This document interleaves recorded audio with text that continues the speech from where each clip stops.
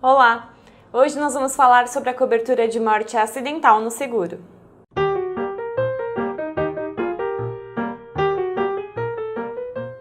Oi, Sandro, tudo bem com você? Olá, Diane, olá você que nos assiste.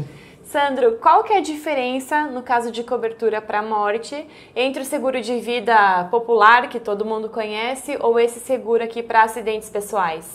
Então, Diane, no seguro de vida, a cobertura para morte, ela vai ter cobertura independentemente da causa, seja morte acidental, seja morte natural. Já no seguro de acidentes pessoais, a cobertura só existe se a morte for decorrente de um acidente pessoal. Então essa é a principal diferença entre as duas coberturas. Agora, muitas vezes o seguro de vida e acidentes pessoais é comercializado conjuntamente. Então a pessoa contrata tanto a morte qualquer causa como a morte acidental. E aí, se houver a morte acidental, ele vai receber a dupla indenização, que a gente chama. Vai receber a cobertura para morte qualquer causa, mais a cobertura para acidentes pessoais. Se ele contratar exclusivamente um seguro de morte acidental, o seguro de acidentes pessoais, ele só vai ter cobertura se a morte for decorrente de acidente. Se for de doença, não. E qual que é o critério que a seguradora usa para definir se foi morte acidental ou se vai entrar só no seguro de vida, enfim? Então, o critério correto para se avaliar se a morte foi acidental ou não é saber se a causa dessa morte foi preponderantemente decorrente do acidente. Ou seja, se não houvesse o acidente, a morte não ocorreria naquele momento. Basta isso, né? Agora, as seguradoras, muitas vezes, elas querem colocar que a causa da morte tem que ser independentemente de toda e qualquer outra causa que não acidental. Então, por exemplo, se o estado de saúde do segurado interferir nessa morte, ela já coloca como não sendo morte acidental. Entendi. Porque aí não seria a causa exclusiva. Mas aí a gente chegaria a um absurdo, a prevalecer esse entendimento, de que, por exemplo, uma pessoa que tem uma diabetes ou uma hipertensão arterial, evidentemente que se ela sofrer um acidente, ela pode ter uma complicação em virtude dessas doenças, né?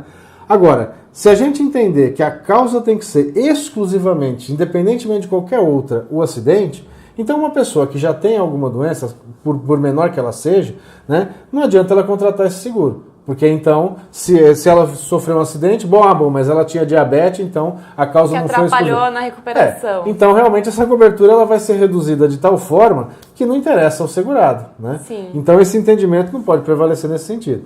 Tem que se imaginar que é a causa preponderante, né? Quando a gente estabelece que a causa preponderante foi o acidente e aí caracteriza a morte acidental, é a maneira mais correta, a meu ver, de se caracterizar a morte acidental.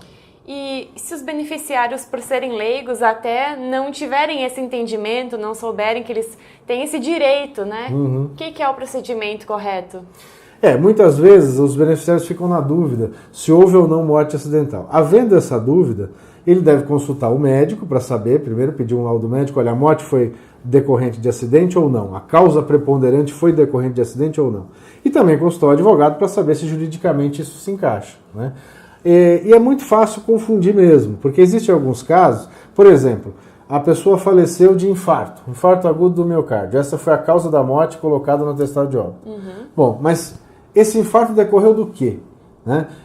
Há um julgado, por exemplo, do Superior Tribunal de Justiça que entendeu que havia uma morte acidental e uma pessoa que morreu de infarto, mas por quê? Porque o infarto se deu, a causa preponderante do infarto foi um acidente. Porque o segurado houve uma tentativa de agressão e ele, na ânsia de se defender, ele acabou tendo um esforço exagerado, um esforço acima do seu limite para poder exercer essa defesa, e o que levou ao infarto. Isso no caso de uma briga, por exemplo. Por exemplo, exatamente, era o caso de uma briga. Uhum. Então, na verdade, a causa preponderante, né, a causa sem a qual o sinistro não teria ocorrido, foi o acidente.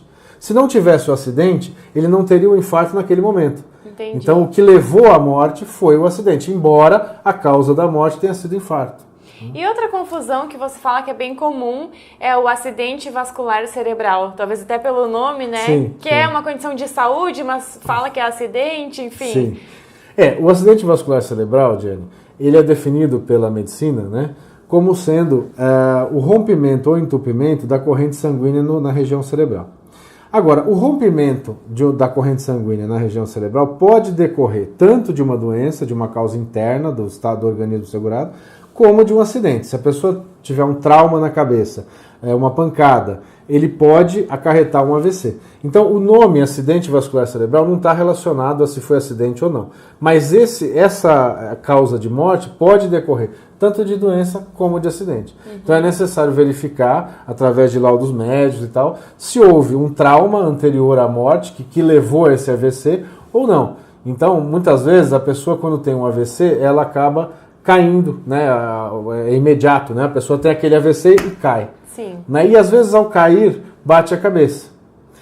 Aí fica aquela discussão, né? Se ele teve o AVC e por causa do AVC caiu e bateu a cabeça, ou se ele caiu e ao bater a cabeça é que gerou o AVC. Então você vê que existem algumas situações em que há realmente dúvida se houve morte acidental ou não. E isso vai ser definido pelo laudo médico. E havendo dúvida, né, se houver uma dúvida quanto a isso, evidentemente a dúvida tem que ser dirimida em favor do consumidor por força do Código de Defesa do Consumidor. Muito obrigada, acho que esclareceu todas as minhas dúvidas. Eu que agradeço você que nos assiste. E se você gostou desse vídeo, por favor, curta, compartilhe com seus amigos, deixe seus recados e se inscreva também no nosso canal no YouTube, o Segurado Seguro. Um grande abraço. Será que o seguro de vida pode ser considerado uma herança? Descubra a resposta no vídeo de hoje. Será que o plano de saúde é obrigado a oferecer serviços de home care? Descubra nesse vídeo.